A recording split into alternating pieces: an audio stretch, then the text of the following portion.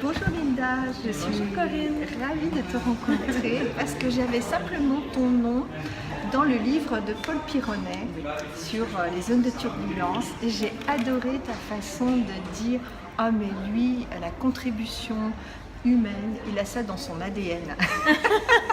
J'ai adoré ta façon de dire et du coup je t'avais cité pour faire l'interview avec Paul sans te connaître et maintenant j'ai eu la chance de te rencontrer, donc je voulais que Linda nous dise quelques mots pour se présenter aussi ce qu'elle fait, son travail que je trouve passionnant et qui va tous nous amener à un éclairage utile et finalement parfois relativement simple, on va dire, relativement forcément.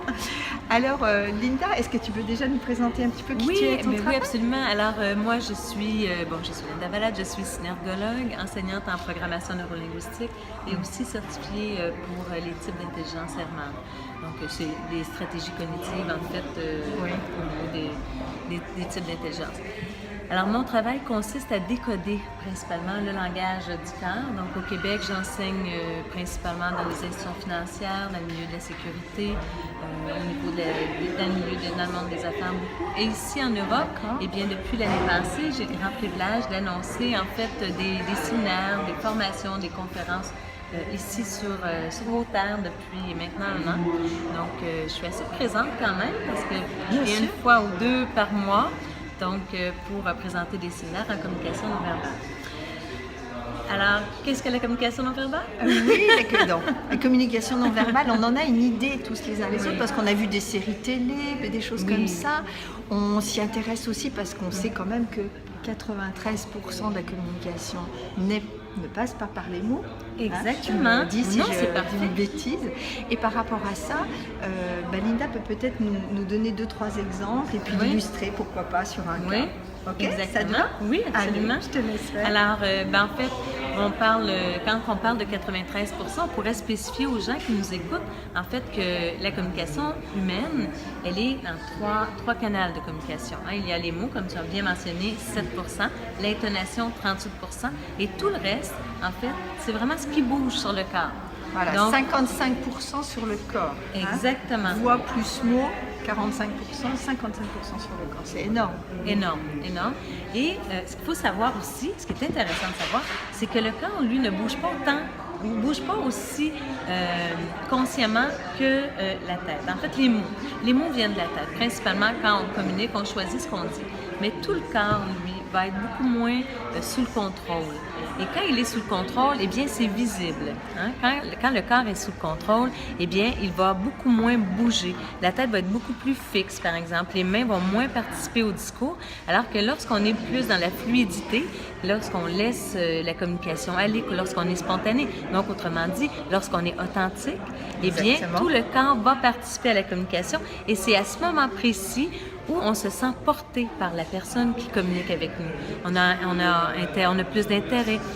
Un bon conférencier, par exemple, qui raconte une histoire qu'il a vécue, eh bien, il utilise les 3 modes de communication en même temps pour nous séduire. Et là, on est vraiment, quand on dit... Dans son monde.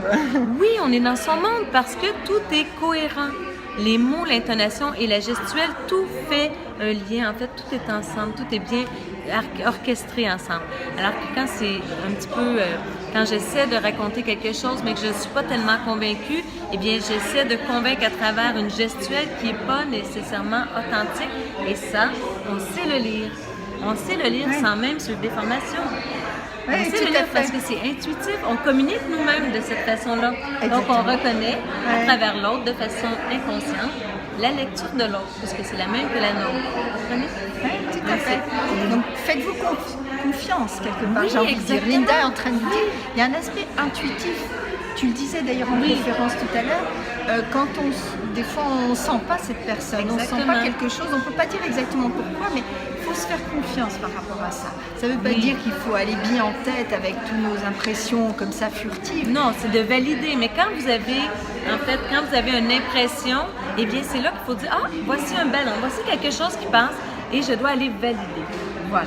Parce que peut-être que des fois, on peut être dans l'erreur aussi. Il ne faut pas partir. Il faut être vigilant. Mais quand vous avez une impression, allez valider parce que souvent, vous avez fait des lectures inconscientes qui passent à une vitesse extrême. Je ne sais pas ici, j'ai envie de vous raconter quelque chose qui se passait au Québec. Alors, on écoute. Il y a plusieurs années, en fait, au cinéma, chez moi, en Amérique, en fait, pas juste au Québec, mais en Amérique, on nous passait une image de popcorn au cinéma qui durait une fraction de seconde. Vous savez, personne ne le voyait consciemment. L'œil n'avait pas cette rapidité de lecture-là, donc personne ne voyait l'image de popcorn passer. Et pourtant, tout le monde l'avait vu inconsciemment et les gens se levaient et allaient acheter du popcorn. Aujourd'hui, c'est une pratique qui est interdite. On n'a plus le droit de le faire. Alors, c'était de la lecture inconsciente, de la lecture subliminale. Pourquoi je vous parle des popcorn? Parce que vous faites exactement la même chose dans les micro-expressions. Il y a des micro-expressions qui vont passer à un 25e de seconde que vous n'avez pas conscience d'avoir vu, mais pas du tout. Et pourtant, ils vont vous influencer. Quand vous allez quitter l'entrevue, vous allez dire « Je ne sais pas pourquoi, j'ai un feeling ». C'est de ça qu'on discutait juste avant. C'est ces lectures-là que vous faites inconsciemment qui sont si puissantes, qui vont vous laisser sur une impression de... Et comme tu disais si bien, Corinne, allez valider par la suite, tout simplement. Tout à fait. Donc, il faut se faire confiance. Et les gens qui sont plutôt intuitifs vont avoir cette... ça va être naturel pour eux. Ils vont dire « Ah, je ne le sens pas, je n'y vais pas ». Et les gens qui sont plutôt rationnels, eh bien, eux vont dire « Non, mais c'est pas solide, c'est pas appuyé ». Donc, je ne vais pas suivre cette impression-là, ça n'est pas solide. Et ces gens-là qui suivent des formations avec moi performent de façon extraordinaire par la suite, parce que là, maintenant, ils ont une méthode. Voilà, une logique, une façon de faire, et ça leur convient. Reconnaître, exactement. Pour eux, ça devient beaucoup plus puissant. Donc, c'est quand même une observation. Mais toi, tu travailles sur le sourire. Oui, voilà. Alors, est-ce que tu peux peut-être nous illustrer quelque chose avec le sourire? J'avais justement envie parce que justement, le sourire, c'est assez intéressant, tu sais, parce que lorsqu'on veut savoir si la personne sourit, naturellement, on a envie de regarder la bouche. Et pourtant, un vrai sourire se reconnaît aux yeux. OK. Je t'explique. Si je fais un faux sourire, je ne suis pas convaincue que je souris. Je dois te convaincre. Et quand on doit convaincre les gens, on en met un peu plus. Alors, un faux sourire est souvent plus amplifié qu'un vrai sourire. Très bien, vous voyez, sur la photo que vous regardez en ce moment, eh bien, vous voyez les yeux de Paul Ekman. D'un côté, vous allez voir le vrai sourire et de l'autre côté, un faux sourire. Et vous voyez très bien que lorsqu'il y a un vrai sourire, eh bien, il y a des petites pattes de doigts sur les yeux, à l'extrémité des yeux.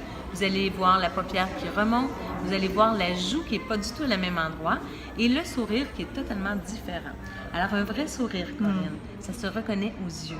C'est les yeux qui nous indiquent un vrai sourire et non pas la bouche.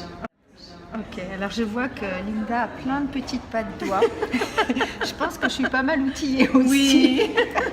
Alors finalement, c'est pas des signes de vieillesse, non, pas du tout. C'est simplement parce qu'on est authentique, qu'on aime sourire, qu'on aime la vie peut-être tout simplement, et qu'on est joyeuse de ce qu'on fait, de ce qu'on est, des rencontres qu'on peut avoir.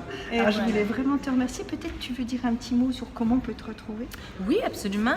En fait, simplement en allant sur mon site internet, donc lindavalade.ca, eh bien, vous aurez d'ici disons que dans le courant de l'été, vous aurez l'option particulier ou entreprise. Actuellement, mon site, au moment où on se parle, il est axé vraiment entreprise parce que c'est mon domaine au Québec, au Canada, mais je vais ouvrir une page qui est dédiée, en fait, au grand public.